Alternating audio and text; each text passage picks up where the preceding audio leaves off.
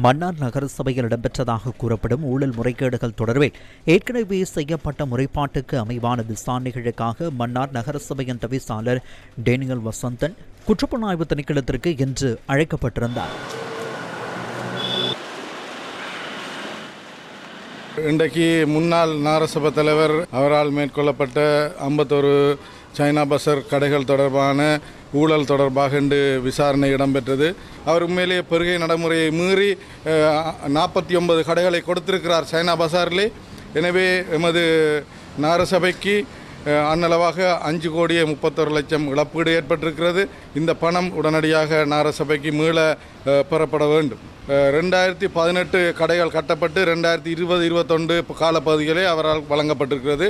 அதில் குறிப்பாக தன் அண்ணனுக்கும் 46ஆம் நம்பர் கடை வழங்கியிருக்கிறார். அதைத்தான் தொடர்ந்து என்னிடம் விசாரித்தார்கள்.